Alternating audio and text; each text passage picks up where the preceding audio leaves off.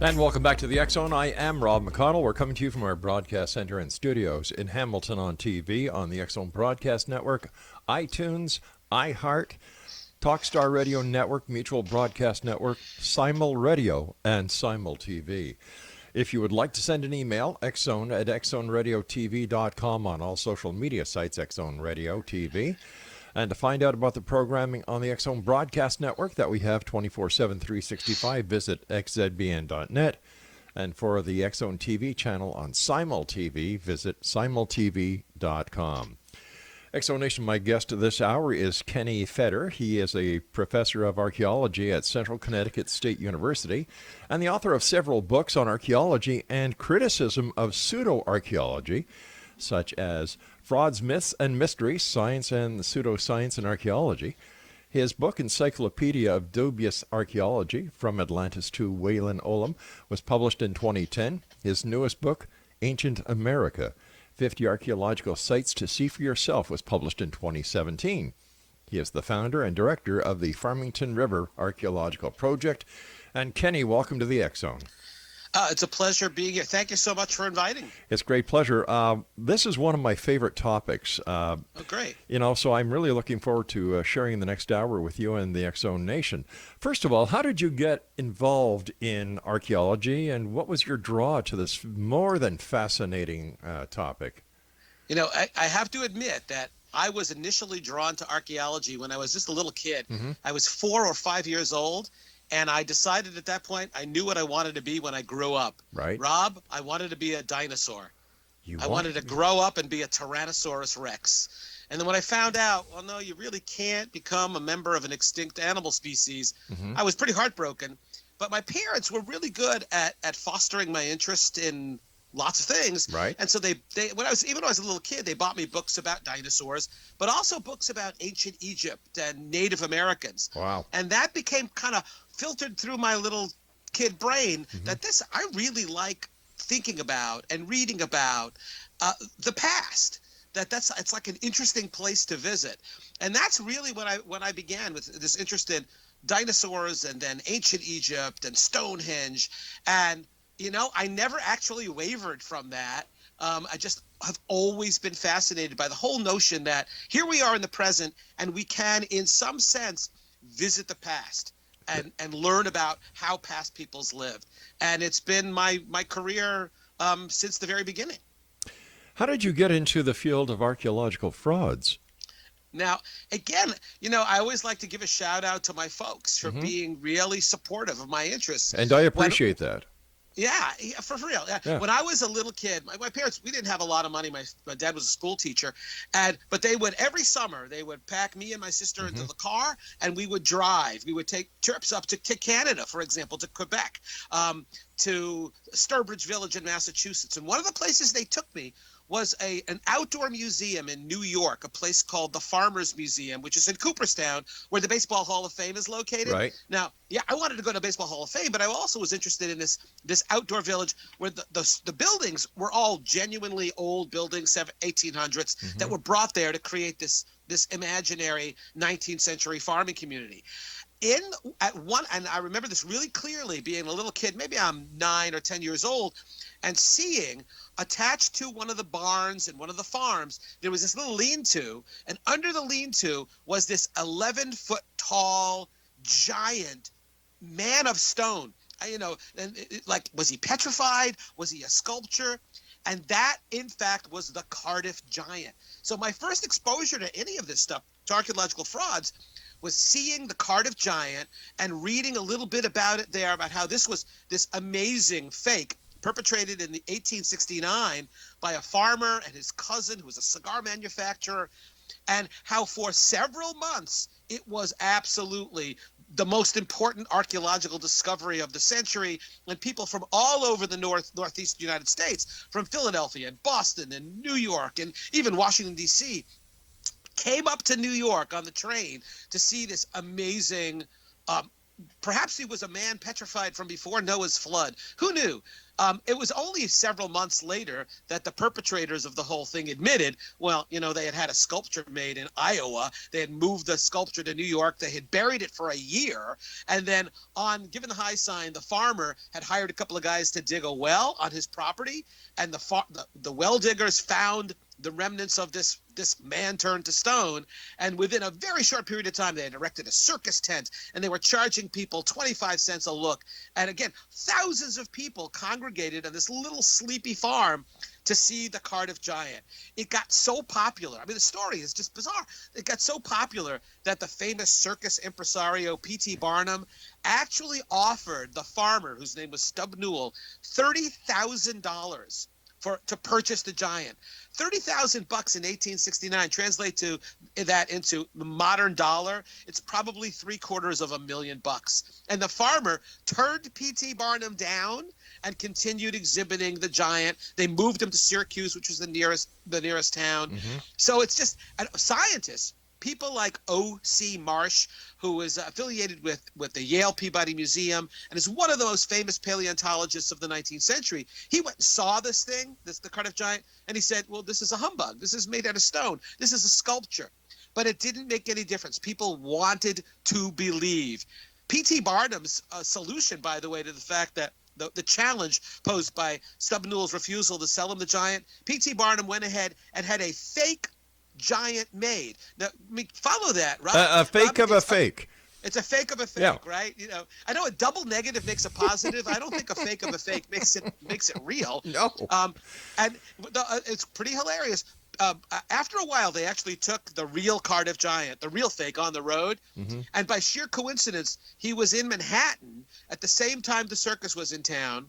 And P.T. Barnum's fake Cardiff Giant outdrew the real Cardiff Giant. He sold more tickets because he was a better marketer of it. The famous author Mark Twain thought this was so hilarious. He actually wrote a short story called The Ghost Story. And listeners, go and find that online. It's short and it's very, very funny, about a gentleman who finds himself in this old seedy hotel in Manhattan. Unbeknownst to him, the Cardiff Giant is being displayed next door, and the ghost of the Cardiff Giant comes into his hotel room begging that somebody please, I am doomed to haunt the halls of this hotel until somebody reburies my body across the street. And the joke was on the Cardiff Giant. He was haunting the wrong one. Instead of haunting his actual remains, he was haunting P.T. Barnum's fake. Well, when you're a kid and you read this bizarre story and hear about this bizarre story and actually see the remains of the real Cardiff Giant, it just stuck in my head forever. And then when I began teaching archaeology, it just seemed like a really good story to bring up to students, and they responded so positively. And then they began asking me about, what about other stories? What about Piltdown Man? What about Atlantis? What about the Mound Builders? And after a very short period of time, it became a course. And then when I teach a course and there aren't any good books available, I say, well, what the heck? I might as well write my own book. And that was as far back as 1990. And that book, The Frauds, Myths, and Mysteries, the book we're talking about, is still in print. And in fact, it will be going into its 10th edition sometime next year. So clearly I touched a chord. People like to hear these stories. Whether they agree with my diagnosis or not, that's not really important. But they're interested in how these stories inform us about people's understanding of human antiquity. The stories about human antiquity, they have certainly bled into present-day society with urban legends, for example, the Mothman, and then Bigfoot, and the list goes on and on and on. Is this part of society? Do we need urban legends? Do we need mythology in our lives in order to sustain? Sometimes some people might call it sanity. I call it insanity. Well, it could be one or the other. Yeah. That's a really hard question to answer. Here's the way I'll answer it. I don't know if it's maybe the answer is yes. Every society has these stories or myths or legends that most people say, well, we're not quite sure if it's true, but they're interesting things, right? They're cool things to talk around a fire when you're out camping. They're cool stories to tell when you've lost power and there are nothing but candles in your house. And they're cool. They certainly generate a reaction about the Mothman or extraterrestrial aliens kidnapping people, and it's like, well, is the evidence there or not? They're interesting things to talk about. My attitude about these stories is, hey, look, I'm a scientist. I am an archaeologist dedicated to studying what I think is the science of the human past. But if people become interested in knowing about human antiquity on the basis of these stories that maybe I would disagree with, that's okay. Kenny, stand by. We've got to take our break. I'm sorry, these are hard breaks. I can't get out of them. No problem. Kenny FEDER is our special guest, Exonation. If you'd like to find out more about Kenny, visit his site, ccsu.edu/faculty/FEDER, and that's FEDER. This is the X Zone. I am Rob McConnell. We'll be back after this break. Don't go away.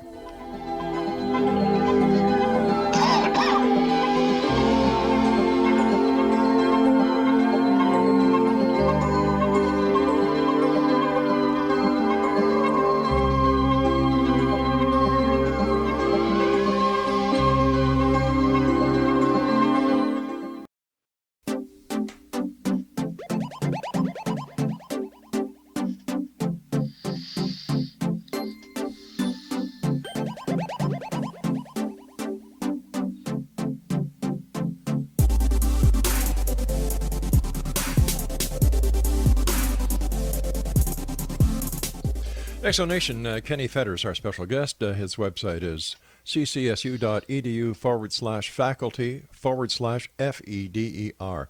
Kenny, I had to stop you. We were talking about, myth, urban legends in today's society. So please continue. Right. So the point I was trying to make, and Rob, I apologize. I tend to prattle on, and if we had a 4-hour show, we wouldn't need any breaks. I would just keep talking. But the point I was making is, look, there are lots of disagreements about legends and myths, and where's the truth, where's the kernel of truth inside of those legends and myths. And my perspective is, look, I'm passionate about the human past, about human antiquity, and if what brings people to reading my book or emailing me or listening to one of my podcasts, if what brings them to me as a source is a myth or a legend, that's okay. That's really fine. And we can have a disagreement about what the significance of all that stuff is. But basically what I'm going to give you is, this is what we know based on the physical, material, archaeological record. This is what we have actually found, and this is how we interpret it. And if that brings, if the myths and legends and the stories and the cable TV shows, if that's what brings them to me, I'm fine with that. That's really okay.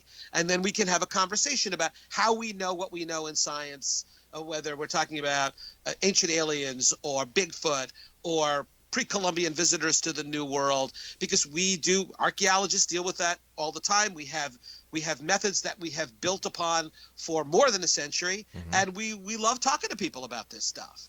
Let me ask you, what is your all-time favorite archaeological fraud that you have investigated?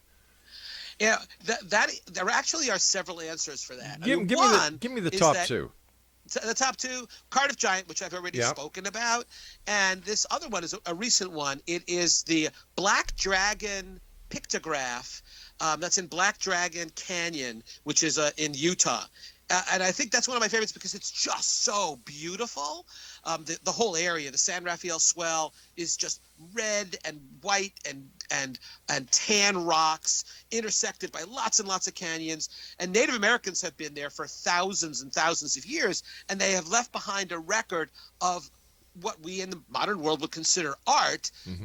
That's probably part of ceremonies, part of religious traditions. And the one I'm referring to here has 4 years. It's this beautiful piece of rock art. It's a painting that's probably 1,000 or 2,000 years old. And at first glance, it looks like a pterodactyl.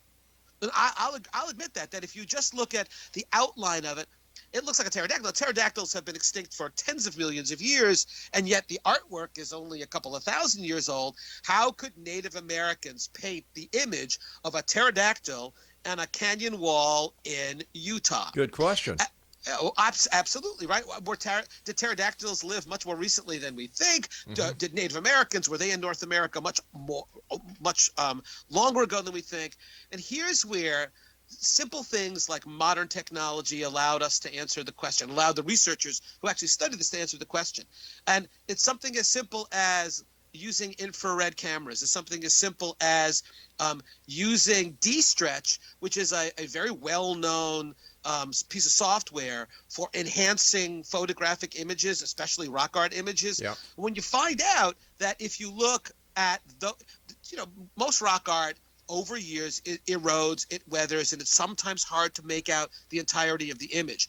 When you use modern technology, modern camera techniques, modern software to enhance that image, it turns out that there's not one single animal, a pterodactyl. There are 5 different images that our mind seems to push together into this strange looking, maybe it's a pterodactyl, maybe it's a bat, maybe it's an eagle. But in fact, it's none of those things.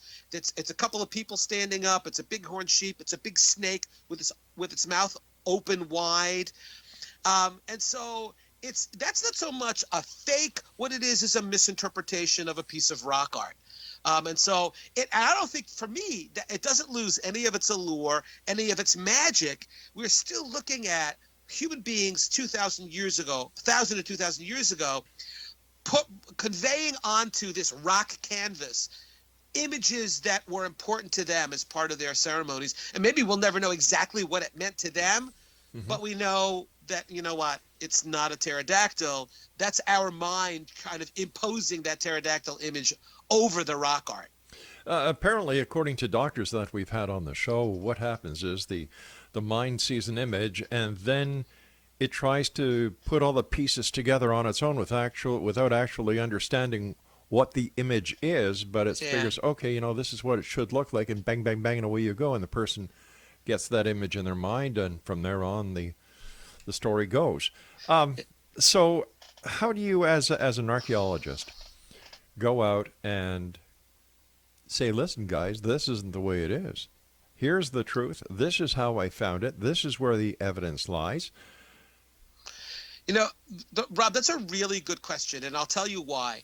A lot, and I'm gonna criticize my profession a little bit here. A lot of archaeologists want to ignore that stuff. I mean, they do. That like the listeners of your broadcast, maybe they're drawn to this because of the paranormal content. And a lot of scientists, too many archaeologists say, we're not even going to talk about that stuff. We don't want to deal with that. We're going to ignore that. And I think that's a huge mistake. For my money, I want to engage people. I want to, and when we walk away friendly and we don't agree, we disagree, that's really okay. That's right. That's part of the process. It doesn't bother me at all. I will tell you, Rob, every once in a while I'll get an email where I have kind of a potty mouth, but sometimes I blush at the words they use in the subject line. I go, well, that's not an invitation to a conversation, actually.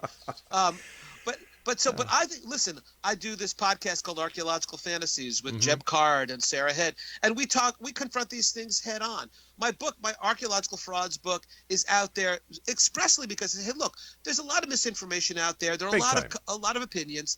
I'd like you to know here's the opinion of an archaeologist with 40 years of experience.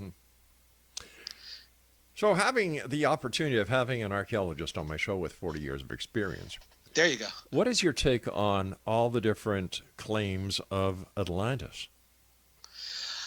In fact, I'm glad you asked that question because there's an entire chapter about Atlantis in my book. There's a lot in the Frauds book. There's a lot of misapprehensions, a lot of misinterpretations, misrepresentations. The deal with Atlantis is, look, the first time that shows up anywhere, the story of Atlantis, is in Plato, and it's about 350 BC. So about 2,500 years ago. And Plato was not a historian, not an archaeologist. The guy's a philosopher.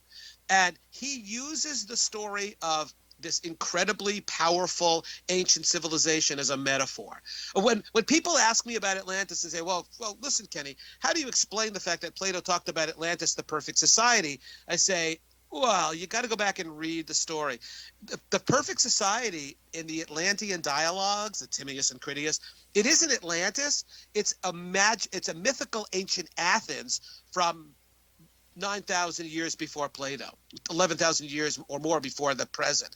And in his story, Athens is living they have the perfect society. In fact, when I tell my students that I use this all the time, if you think about the actual Atlantis story, it's a story about a large, very powerful, economically wealthy, militarily advanced, technologically advanced super civilization that wants to take over its known universe, but they're evil. They've gone bad, and the only thing standing in their way is a small ragtag group of folks who are living the right way of life. In other words, I don't know, the Force is with them.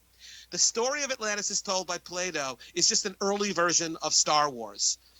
Atlantis is the evil empire in the story. They're the ones who have strayed from their godly ways. They've become greedy and pernicious and militaristic, and the only thing stopping them from taking over the world, and in Plato's mind, the world was Europe and Northern Africa. Right. The only thing standing in their way are these folks in Athens who are not militarily powerful, and they're not economically wealthy, and they're not technologically sophisticated. But you know what? They're living a good way of life, and they're able to defeat Atlantis. And of course, then the gods destroy Atlantis entirely, conveniently, so you can never find it. It's under the Atlantic Ocean. Plato did that on purpose. Plato was well aware of what he did. Philosophers have long studied Plato and said, okay, he made up this story. Maybe it was based on some true stuff. Maybe it was based a little bit on the volcanic eruption on Thera that damaged the Minoan civilization long before Plato was writing. So maybe there are these true elements, as fiction writers do that all the time, but that essentially his job was not to tell a history, it was to teach a lesson about what happens when civilizations become greedy and rich and aggressive and territorial. They ultimately fall because the gods are angry at them. So it's all a bunch of bunk. But here's the thing. I don't consider the Atlantis story bunk. It teaches a valuable lesson. But like fiction writers make up stuff all the time to help them get their point across. Right. So an ancient, very powerful civilization 11,000 years ago in the middle of the Atlantic Ocean. Nope. There's no geological evidence for it. There's no archaeological evidence for it. And there's no historical evidence for it. So that's what we're going on. All right, stand by. We've got to take our news break at the bottom of the hour. X-Zone Nation. Kenny FEDER is our special guest this hour. His website is ccsu.edu/faculty/FEDER. This is the X-Zone. I am Rob McConnell, coming to you from our broadcast center in Hamilton, Ontario, Canada. And Kenny and I return on the other side of the news to further talk about the strange, the weird, the unknown, and a lot more. Don't go away.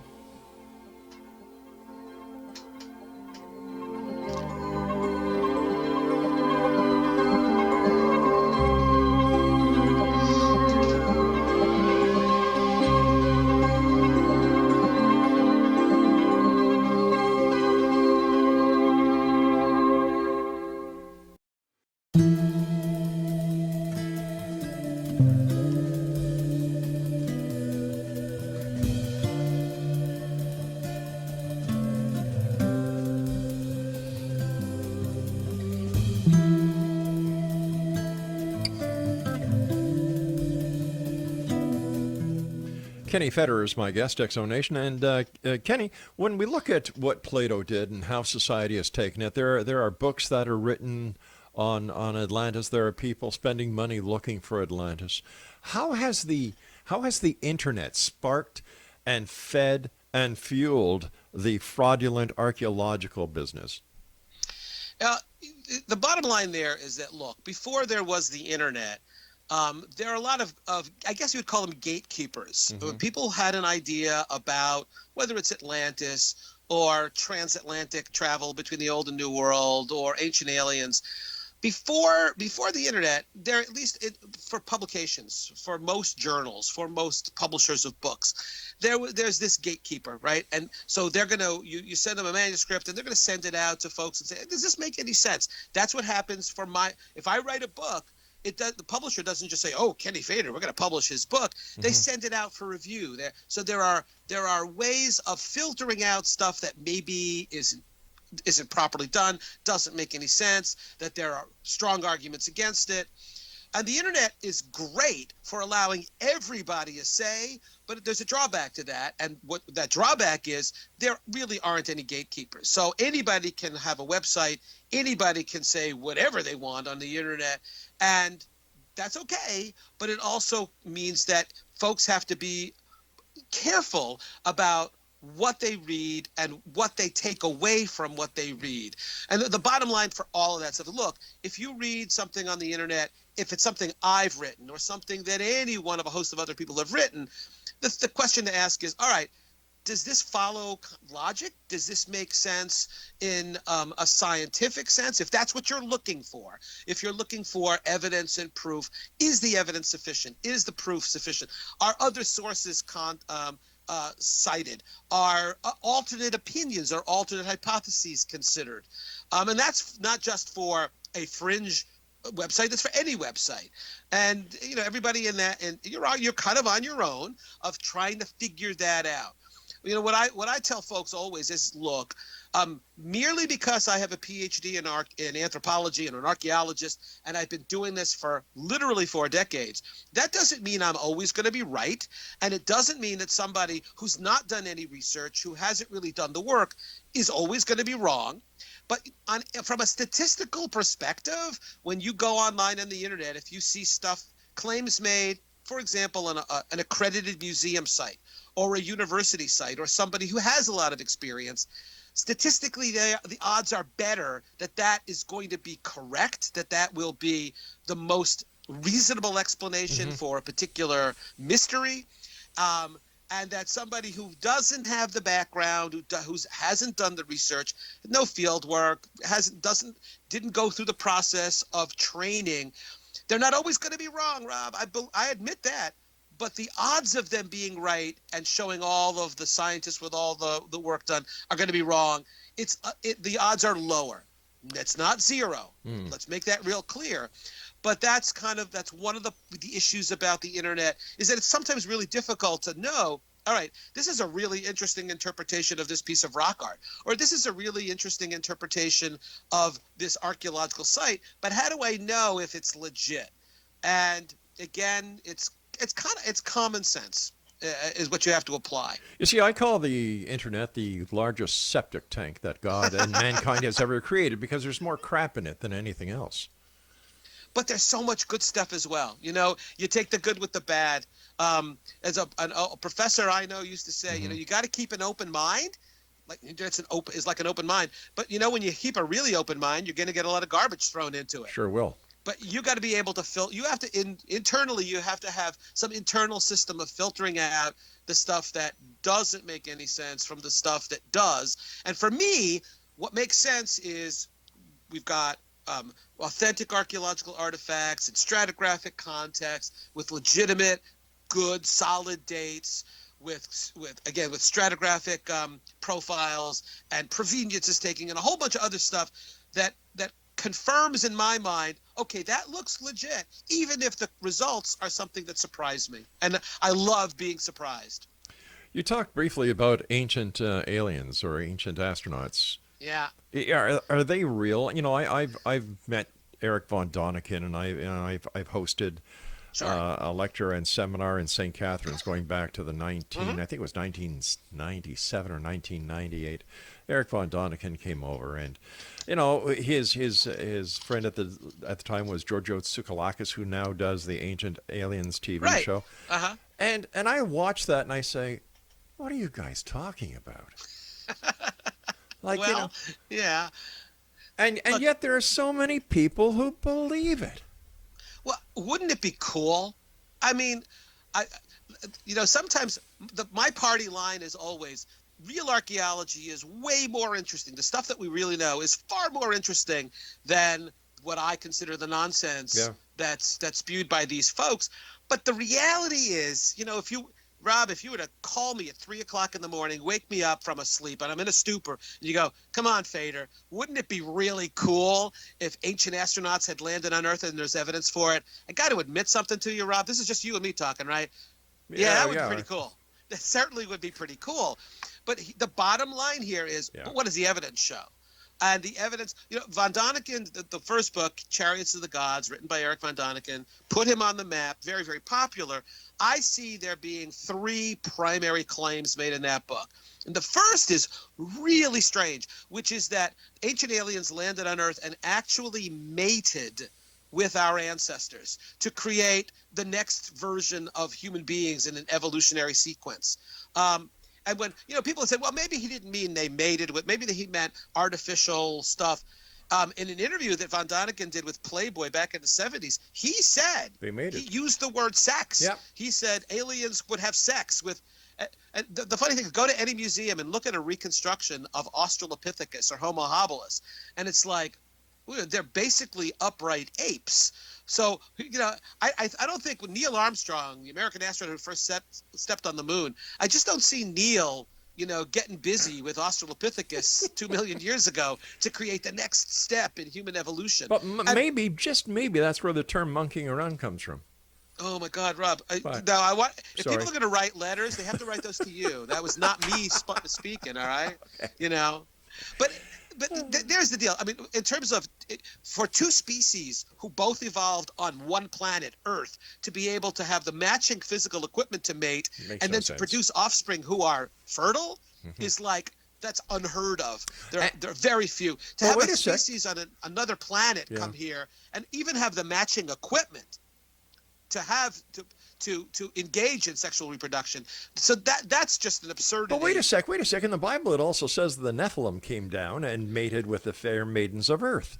Yeah, well, maybe the Nephilim were maybe the Cardiff Giant was actually a Nephilim turned to stone. I think personally that von Däniken took a lot of what he talked about from the Bible and put his own spin on it, because all he was basically was an innkeeper. And I'm still trying to understand after all these years where the hell he got his credibility from.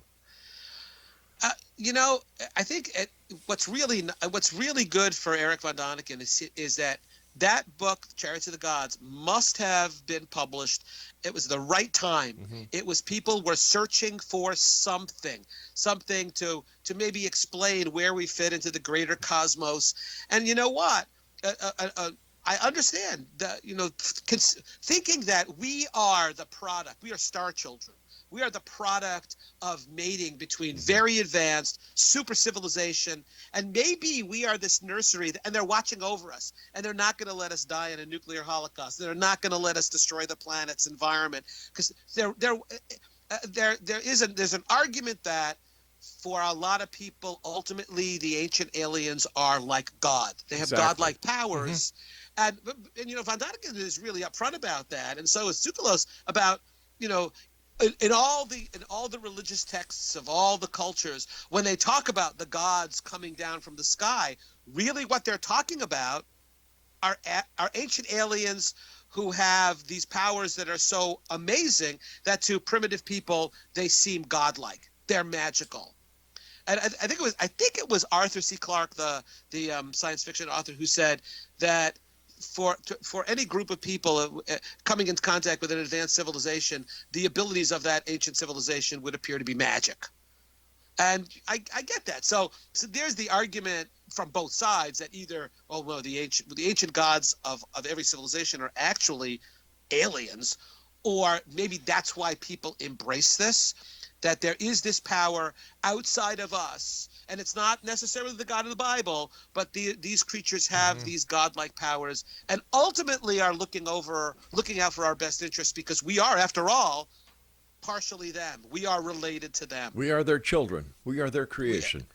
Yeah, exactly. I guess. We are their missing link, because another metaphor would be is that if the ancient aliens did have sex with monkeys or earlier, monkeying around and so on, that would also explain a family tree, I guess. We've got to I know, I'll take the blame on that one as well, Kenny. There you go. We've got to take our final break. Kenny FEDER is our special guest this hour, XO Nation, www.ccsu.edu/faculty/FEDER, and he's the author of Frauds, Myths, and Mysteries. And we're going to talk to Kenny about how we can get copies of his books and what he's doing in the future. And we'll I've got a question or two to still ask him, and we'll both be back on the other side of this break as we continue here in the X Zone from our broadcast center and studios in Hamilton, Ontario, Canada. And to watch us on Simul TV, the X Zone TV channel is Channel 21.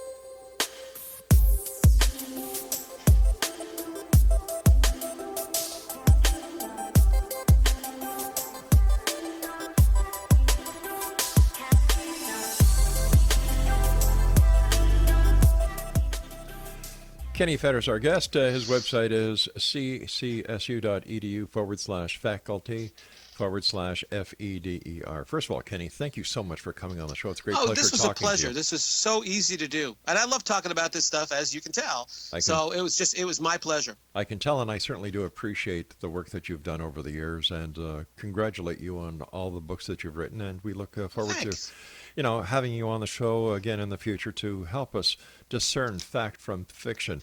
But speaking about that, he says, with an ulterior motive in mind, sure, all the archaeological sites around the world that we believe are taught to be true. And not only that, but let's take a look at history. Kids in school today are still being taught that Christopher Columbus discovered America. Oh, we know he didn't. We know that he was one of the people that came over here. Mm-hmm. I often wonder how different history would be if the truth was taught compared to what academia wants us to know. Well, there's some subtle lines there. But let me answer that this way. Look, the deal here is that scientists are all about knowledge and evidence. And that wherever the knowledge and evidence takes us, that's the direction we ultimately go in. And, scientists are people. They have preconceptions. They have biases. The thing is, when you brought up Columbus. When I teach my classes, I ask kids the same question. I ask them, what's the oldest, the oldest continuously occupied settlement in North America? And students in the Northeast will say, oh, Plymouth. Or they'll know that Jamestown is older. Or maybe they'll know that St. Augustine in Florida, Spanish settlement, is older. And I tell them, whichever one of those answers they give me, I say, no, wrong. There are today Native American communities that have been continuously occupied for more than 1,000 years. And we ignore that. We forget that. And that's an issue. When I teach about the mound builders in the American Midwest, you're right, Rob. That's something that we want to get that word out, but kids don't hear about it in elementary school. They don't hear about it in high school. And when I ask kids in my classes, have you heard about the Mississippians? Have you heard about the city of Cahokia, a city of 30,000 people along the banks of the Mississippi River that dates to maybe 1200 AD and 1300 AD? Have you heard about that? The first Native American city north of Mexico, and most students say we never heard of that. And that's a real problem, and getting the word out. And that's not academics trying to hide the truth. That's academics like me bemoaning the fact that not enough time is spent in high school history classes and social studies classes to get those stories out about what historians and archaeologists actually know about the past, about antiquity.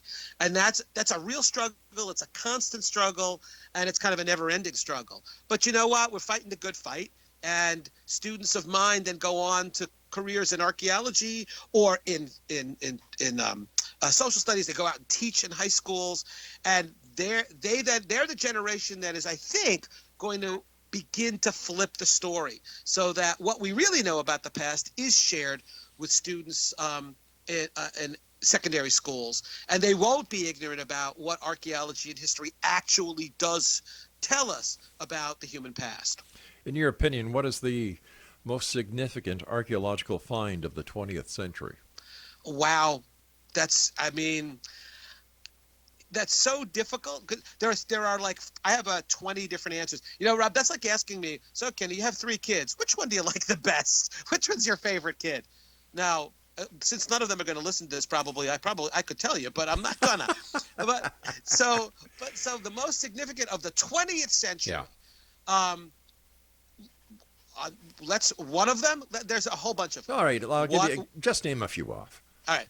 Lonceau Meadow. Lonceau Meadow is a Canadian site in Newfoundland that finally, categorically, definitively shows that the Norse were living in North America at least 500 years before Columbus. Now, there's other evidence of the Norse presence in North America. I'll grant you that. But until, early 1960s, and the Ingstadts, the team led by Anstein Ingstad and Helge Ingstad, found Lonceau Meadow and excavated that, and they found bronze artifacts, and they've got radiocarbon dates. That was a game changer for archaeologists, because we no longer were talking about, well, we think the Norse were here, and we read the sagas, and that seems to indicate, this is what archaeology lives for. Direct, physical, definitive evidence that what we thought before is either false or, wow, what we thought before but we weren't sure about, absolutely true.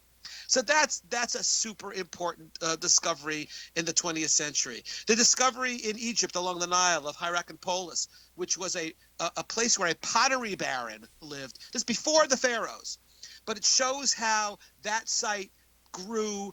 Power was concentrated in the hands of these people making pottery, and eventually that led to the earliest pharaoh. And so that was super important, because the pharaohs don't just show up in antiquity. There's got to be a background. There's got to be context. And sure enough, that discovery was made. And now we know it's, again, a game changer. Now we know what the context was for the development, the evolution of the Egyptian state, the Egyptian civilization. And I think that virtually every world area has evidence like that. If we look at Africa, the discovery just within the last year of fossil remains of crania that look just like yours and mine, Rob, and that are 300,000 years old. When I began teaching in the late 1970s, my party line was that the oldest evidence of anatomically modern Homo sapiens, people looking just like us, maybe that's 40 or 50,000 years old. Now it's 40 years later, and when I go into that same class, I say, you know what?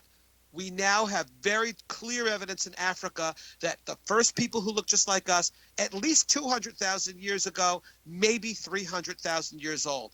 That's remarkable. It also belies the conceit that, well, archaeologists are closed-minded and they never accept any new data. I'm here to tell you we do that all of the time. But again, the bottom line here, the gold standard is there good physical archaeological evidence to support these game-changing claims? And when it's there, Rob, I don't think we do it grudgingly. I think we applaud those changes.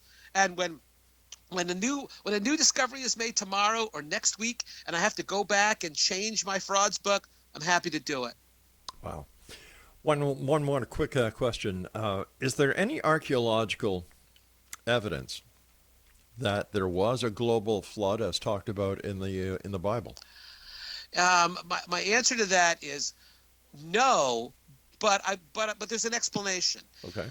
It looks like if you lived in the area between the Tigris and the Euphrates rivers, those are the rivers in Mesopotamia, and those things flood unpredictably. The Nile floods regularly. You can set a clock to it.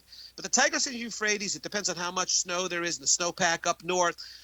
They flood unpredictably. And as far back as the 1950s, archaeologists working in that area discovered a flood deposit that was 11 feet thick. Now, understand, I live by the side of a river, and if we get a quarter of an inch of deposit in the spring when the river floods, it's a lot. 11-foot thick deposit of alluvium, of silt from a flood, along the Tigris and Euphrates. That, if you lived in that area, Rob, you probably thought the entire world is underwater.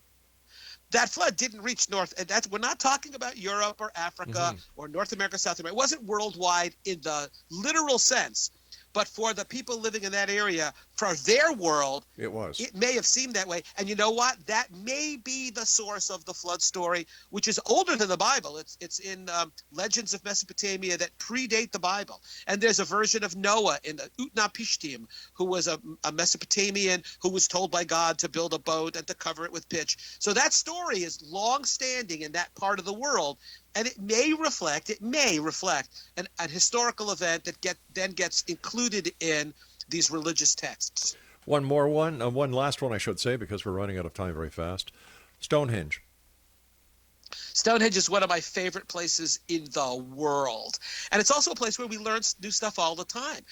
Stonehenge was, in all likelihood, a 4,600-year-old version of a calendar for keeping track of the position of the sun on the horizon.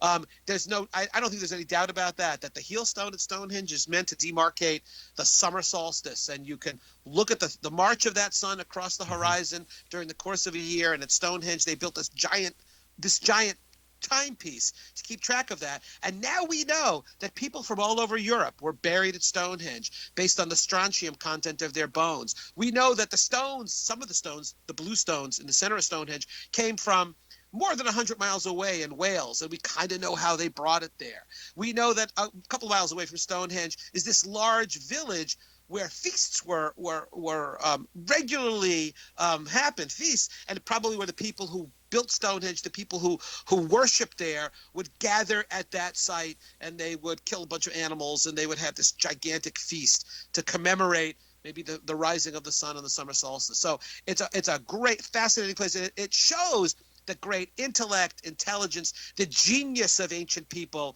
who, by the way, didn't need ancient aliens to teach them how to do any of that stuff. Listen, Kenny, we've run out of time for tonight. Quickly, tell our listeners where they can get your fabulous books.